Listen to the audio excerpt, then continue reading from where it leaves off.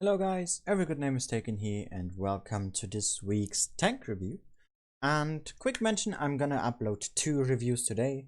This one being requested by the community and the other one being a membership request. So just that you are aware. Please let me know in the comment section of this video which tank you would like me to review next, and upvote a comment of a tank that you would like to see, that we don't have any repetition in the comments. And with that out of the way, today we're going to be reviewing what I like to call the powerhouse, for the simple reason of the player H1104. If you don't know what I mean, I will not go into detail, but I'm going to be calling it the powerhouse throughout the entire video. If you don't know what the powerhouse is, it's the WZ-113G FT Tier 10 Chinese tank destroyer. And I'm gonna be comparing it to the tank that it's probably most comparable to, which in this case is the 268. So why don't we go ahead and let the replay play for itself whilst we talk about some statistics. And let's start off with the firepower of this tank, as it's probably the best to start with. You have an exactly the same reload, as you both have a 152mm cannon. Doesn't matter then that, but you have both 12.6 seconds reload, meaning you get the exact same DPM, which is in this case 3093 39, sorry. And here's where the first difference comes in. This tank has 290 milliliters of AP standard penetration, whilst the 268 has 303, so you're lacking a bit there. If we have a look at the heat, you got 375, which is again a bit worse than the 268, which has 380, but it's still really good penetration. The HG is 90 for both tanks, and of course 960 alpha damage. Your shell velocity is really low, it's 760, so sniping is gonna be tough in this tank. Definitely I do not really recommend sniping, let's put it that way. Going to your aim time, you get 2.26 seconds, which is again exactly the same as the 268, but the 268 being just that little bit more accurate, with this tank having 0.32 and the 268 having 0.3. The on the move, on rotation dispersion for these tanks aren't the greatest either, so you want to try to sit still when you're firing.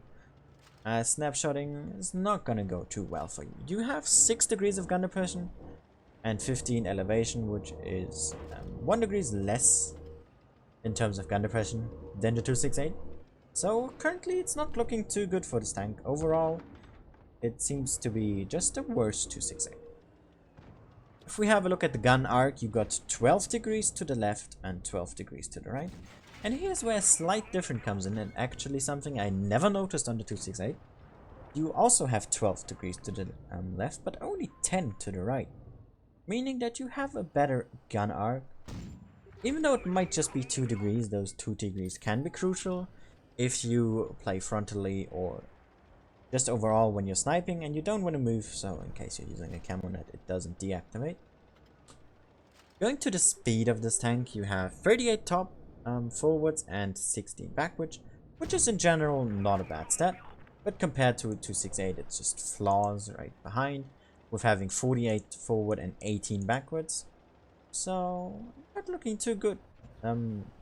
Still, you got a worse engine power, meaning you get worse power horsepower per ton. Also, you have less effective horsepower. Your terrain resistances are again exactly the same. Your traverse speed is exactly the same. Your camo is worse as you are taller and more box-ish in this tank. And yeah, really not looking good for this tank, really. HP wise, they both have 1800 base.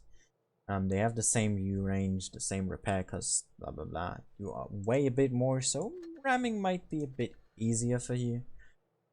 And looking at the armor, you got 230 frontally, 80 on the side, 70 on the rear. The 268 has on its quote-unquote turret 19, 17, and 17, even though it doesn't really have one, don't know why it's listed. And it has frontally 194, 110, 14, and 52. So at least frontally and on the back it seems to have more armor. But if we have a look at tier 10 comparison, it doesn't really make too much of a difference. Only really the frontal armor. And the lower plate is a weak spot. It's not really angled quite a bit, so you're gonna pen that through most of the times. Try to avoid shooting this plate right here. You are gonna be bouncing off of it. And also the superstructure on this tank is quite strong, and you gotta have a gargantuan gun mantlet that can absorb quite a bit of punishment. The issue with this tank though, if you start to angle a bit to increase your upper plate and frontal armor a bit more, you start exposing weak points, which are different in size on both sides, and they can be penned. So take a bit of caution on that if you are angling. Also worth of noting is your side and back can both be HE'd, as you don't have any HE protection like side skirts or anything like the 268 has either. At least on the side, so your back is quite vulnerable. Yeah, that's pretty much it about the statistics. So in general, if you really want to consider playing a tier 10 tank destroyer, don't go for this. The 268, just alone stat wise, is better in most regards. Penetration, gun handling, mostly you are quicker, and yeah, don't think the armor really makes too much of a difference, but in general it's still quite a nice tank anyway. And let's have a look at the setup that I'm using, and it's quite a bit interesting. So I'm using this with adrenaline and double repair kit. I do not use either of those, as I don't really see the best moment to use any, especially this is not really that useful. And this is, I don't know, I don't like the reactive armor on tank destroyers all too much. For provisions I go with double extra hit points and food, meaning that I get an edge when I'm encountering like a 268 or something. But it can also replace using extra hit points on this tank, of course. The armor layout is pretty standard, and yeah. Equipment, you definitely do not need any kind of calibrated shells on this tank. Not really gonna work out too well. Also, as I'm not using double food, my reload is 12.8 seconds instead of the 12.6, so my TPM is a bit less than the 268, but it's not all that much of a difference. I'm using extra aim time just to ensure that I can snap a bit more, as this tank is quite good at snapshotting, I've noticed. You're not gonna ram anything, so defense system, you're not gonna really camp on this all too much unless you don't know how to play this tank. Then you're gonna wanna go for optics. I run enhanced armor in this tank for the sole reason of using this is a bit unnecessary. If you go already for the sandbag, then this becomes obsolete. Unless you want to double up on hit points, I would go for enhanced armor. It also helps your upper superstructure a bit more, just with bouncing a couple more shots. Toolbox, as you have low turret, I definitely recommend this in case you get tracked. And same goes for the improved control to increase your traverse speed in case you are getting circled. Also, this tank has the lucky camouflage, which gives you, together with the bicycle and only with the bicycle, a 50% luck increase to your RNG. This is not confirmed by Wargaming. And let's go straight into a live game to see how this tank can perform. And yeah. Overall, as I said, not a bad tank. If you want to play a tier 10 tank destroyer, I would recommend the 268 more. But if you already have that and you feel like getting this tank, there's no need to just write it off entirely. As I don't know, I still like the tank. It's not irrelevant, but it's just not that good in most situations if you compare it to a 268, that is. So we got into the game a bit late.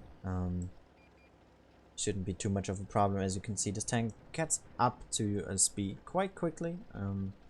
It doesn't really reach its top speed all too much unless you go down slope. So be aware of that. The 38 top speed aren't going to be used all that much. And I'm not sure where the shell went. I actually thought it would have hit, but it seems like it didn't. So first shot of the game already gone straight into the ground. Let's see if we can wedge ourselves upwards here and have a shot on the ice fall turret. It was more of a guess as we were lagging. It was quite hard to aim that one. And the E5 and the other IS-4 are looking at us as well, so going for a flanking maneuver here is probably the right thing to do. And the hopes that the standard B will be taken care of by our mediums, but currently it's not looking like that will be happening. So let's assist our Foch right here on those heavy tanks in front of us. He is not in a good position too much. Let's distract these heavy tanks. Standard B has picked up our E50M, so we're gonna have to be aware of that. Putting a shot into the E5. Pen on this tank is great. It's less than a 268, but it's still enough for most engagements that you are gonna be having. And if you can't pen, then your 200 or your 375 heat pen is gonna do the job just fine. I have to go down here because I am getting focused by the standard B. Now the IS-4 is of course also looking. And this is where the gun impression issue comes a bit in its way. If we were with the 268, that 1 degrees of gun impression would have enabled us to shoot that IS-4 and put him down to just a bit more hit points, giving us a bigger chance of winning this game. And the waffle here has been taken care of. And we really have to pay attention to that standard B, as he is right in our backside. Try to get some cover here. Of course, as this tank is quite tall, it's not that easy to actually gain cover, and we take an entire clip from the standard B. Not sure if we can survive this scenario, but it's highly unlikely. And the IS-4 is taking us out here. And that standard B basically winning the game by surviving there. The 30B flanking for no proper reason, other than maybe not wanting to win. And yeah, really not looking good for this game. Our IS-4 is probably gonna die right here. Has actually managed to pen and bounce the enemy shot. And it's just our prototype left here, which will undoubtedly lose this game, as there's no chance of him winning. And yeah, that's pretty much this tank. It has some upsides to it. Unfortunately, I was not able to really show them in this match, and on this map especially. And it definitely shows where the limits of this tank are. Lacking gun depression, not able to shoot that IS-4 earlier. Lacking a bit of the height, or having too much of it, meaning I couldn't hide from the standard B too much. I took like 5 shots of him because of it. And yeah, this tank really struggles on many maps because of its size and just that lack of gun depression. And so, my honest opinion is this tank is great if you are in the good environment for it. Otherwise, go for a 268. It's better in most ways, and it's gonna just give you more of that Russian number generator. So overall, this concludes my review. Please let me know in the comment section what you think of this tank and which you would like to see next.